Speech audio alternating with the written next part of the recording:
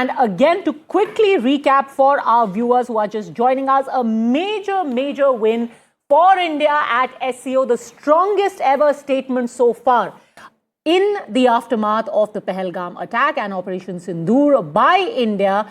At the SCO, you've had the joint statement which says, and I quote again, it has said very specifically that terrorism must be condemned. It has said strongly condemned the terrorist attack in Pahalgam on the 22nd of April. All right, we've got an update from Tianjin that the Prime Minister's meeting with President Putin is going to start very shortly. That's also the latest update here. But as far as that joint statement is concerned, member states strongly condemned the terrorist attack in Pahalgam on the 22nd of April. They've said that perpetrators, organizers and sponsors of such attack must be brought to justice. They recognize the leading role of sovereign states and their competent authorities in countering terrorist and extremist threats. They have also said that there should be a firm commitment to the fight against terrorism, separatism and extremism. It is inadmissible that anyone makes an attempt to use terrorist, separatist and extremist groups for mercenary purposes. So all of that made absolutely clear. Professor Brahma Chellaney, have you ever seen in recent memory a statement this strong, and especially where Pahalgam has been named and condemned? I'm sorry to point out that the statement that has come out from the SCO summit, the declaration, mirrors the language of the UN General Assembly resolution after Pahalgam. The G7 also has condemned the Pahalgam massacre in fairly similar language. In fact, the language on terrorism echoes the international consensus. There is no reference to cross-border terrorism. There was a reference to cross-border terrorism in the Modi-Trump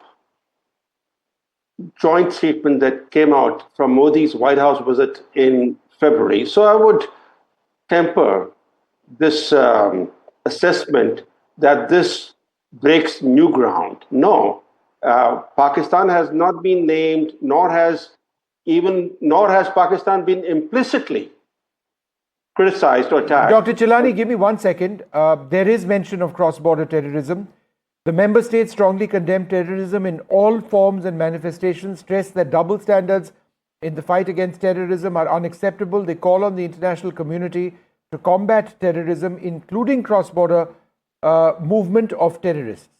So that there is a mention of that. And while Pakistan, quite rightly you mentioned, hasn't been named, they've mentioned Pahalgam, and they've said that those states as authorities are from where terrorism takes place, it's incumbent on them to bring these terrorists or their handlers to justice. I think that's quite significant. The leading role of sovereign states and their competent authorities in countering terrorist and extremist threats. Yeah.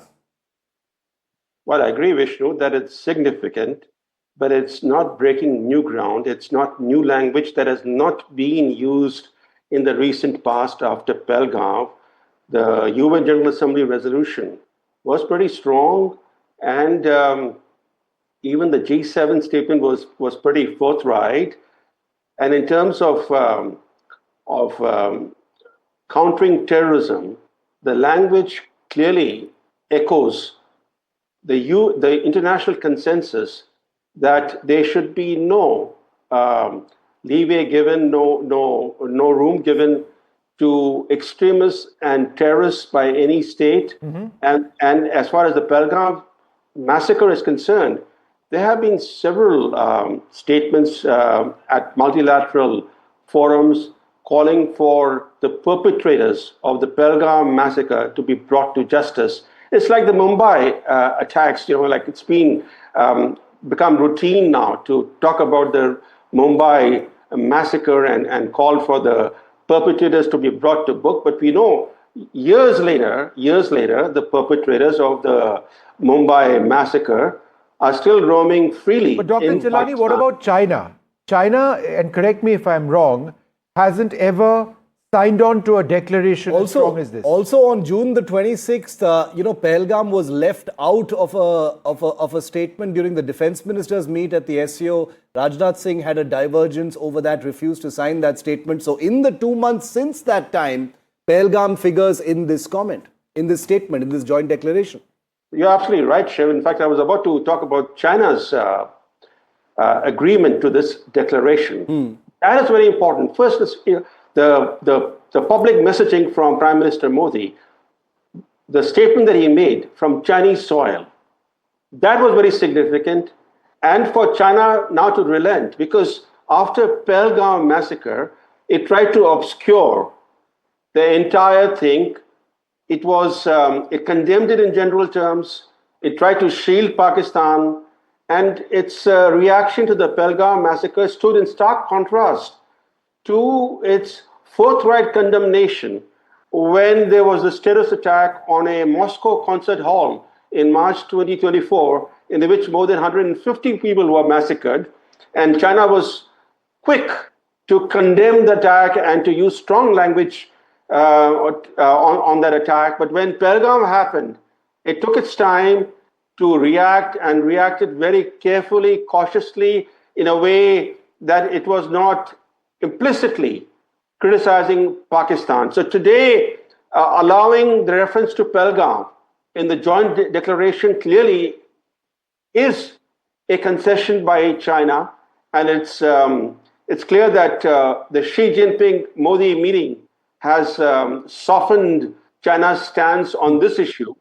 So clearly, this is some progress. But the bigger issue is, will China now stop shielding Pakistan? Yeah. Because it's been aiding and abetting Pakistan's cross-border terrorism against India for many years. It's not just that China has been blocking UN designation of Pakistan-based terrorist organizations and individuals as global terrorists.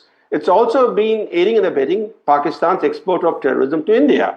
The issue is, will there be a change in China's attitude toward Pakistan's sponsorship of cross-border terrorism? Because that's what matters. It's not declarations that matter at the end of the day. Even if we accept that the declaration breaks new ground, what matters is whether China will stop aiding and abetting Pakistan's terrorism against India. Okay, let's take that question to Professor Anuradha Chenoy. The declaration is strong, but is implementation going to be much, much harder than extracting such kind of a declaration? Yeah, well, look, I think the declaration is strong. I think India has made a point. It has it's gone several steps ahead than in the past in this declaration, especially at a SCO meeting, where both China, Russia is present, and the Pakistanis were present, and very often they've, tried to bypass and try to also accommodate Pakistani views, but this time they have not. So I think it's a step forward, definitely. Of course, behavior matters, but it's evident that China wants to have some reset. The process of resetting relations with India has been initiated. And in that, India is standing firm on two issues that, yes, we would like more development, maybe a SCO bank, which Xi Jinping mentioned. However, there are two positions on cross-border terrorism and on the continued process of border de-escalation with China. They stand firm and they will not bend on that. So China will have to accommodate this. And with that, I think the bilateral relations between the two would also proceed. But there is a process. It's not going to happen at one stroke. But I think that process, it seems, at least symbolically, and it signifies in the statement, that process is on even keel. That's my understanding. So the words have been said, the commitments have been made, the declaration is on the table now. It's a question of actions right now. And I think what Dr. Chellaney said is also correct, that some of these sentiments have been echoed before, but ultimately there is this track record of China and Pakistan, and it needs to be seen how this statement actually reflects on the ground. Professor Chenoy, do you believe that this special alignment at the SCO, it is I think we can all agree it is no ordinary alignment.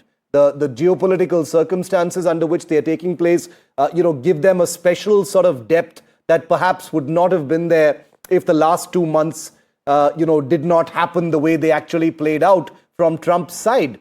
So given that, do you think that more can be expected from China's side, and these are not just words in a declaration? I think so, because there is a different conjuncture now of international situation where, Mr. Trump, on the one hand, he's putting pressure on Russia, China, and India, a lot on India, which is very unusual since the last 25 years. And Russia and China have seen that. So this moment is right for them to, have a closer relation. There's no problem with Russia, but with China for sure. And also the fact is that Mr. Trump and the US want to re-enter South Asia. They have hyphenated India and Pakistan. And China is also giving a message to Pakistan that, you're going to be part of a US anti-terrorism grouping again. US is seeking to have relations with the Pakistan army. And I don't think China likes that very much, even though Pakistan is trying to balance the two. So China is giving a message to Pakistan also. But of course, the behavior in the next few years will unfold and it will matter. Sure. But this is a step forward, and there is a conjuncture and there is a possibility where Russia's dream of a Russia-India-China kind of forum, or at least closer engagement, there is a possibility for that. They've been trying this since 1998 and it hasn't really worked because of the India-China differences. But I think earlier, as Veena Sikri said, that 10 consensus points which came out when Wang Yi came, the framework is very unusual and very important. In that also, these steps of de-escalation, sharing of hydrological information, etc., came out. So I think you have to see it holistically. And things seem to be changing and moving. We're not in the same kind of status quo as we were Professor Chellaney, just give me 1 pre-August second. I want to go back to Dr. Chellaney. Just keep the strike rotating. Where does this leave Washington, Dr. Chellaney, given the fact that besides everything else we've discussed, here you've had Vladimir Putin in his SCO speech thanking Prime Minister Modi and India, along with China, for their role in trying to bring an end to the Ukraine war. Whenever you told Americans or American commentators that, New Delhi has also had a bit of a role, we've had our Prime Minister go across to Ukraine, etc., they sort of pushed it aside, saying, India is not a serious player. And of late, we've seen all of these statements about how Russia-Ukraine is India's war. In that context, with Putin saying, thank you for trying to bring an end to this war, what message does it send Washington? There's a double irony here, Vishnu. The first irony is that the US, which has long quoted India as a vital counterweight to China in the Indo-Pacific region, is now treating India more harshly than China. India faces sky-high tariffs, while China has been given a reprieve by Trump. The second irony is that, as the Alaska summit showed, Trump is seeking to peel Russia away from China. He's seeking to break the Sino-Russian de facto alliance against the US. So he's wooing Putin. He wants to break this unholy Sino-Russian alliance against the US. And the problem here is that while Trump recognizes that punishing Russia drove Russia closer to China, he is now repeating that very mistake with India. By declaring virtually economic war on India, he's accelerating India's effort to mend ties with Beijing. And the irony here is that at a time when the US needs India even more as a counterbalancing force in the Indo-Pacific, he's doing the opposite. While wooing Moscow, he's pushing New Delhi closer to Beijing. And I think And the other part of it actually is how Trump's own India policy has dramatically changed. In the first term, that was the best period for US-India relations.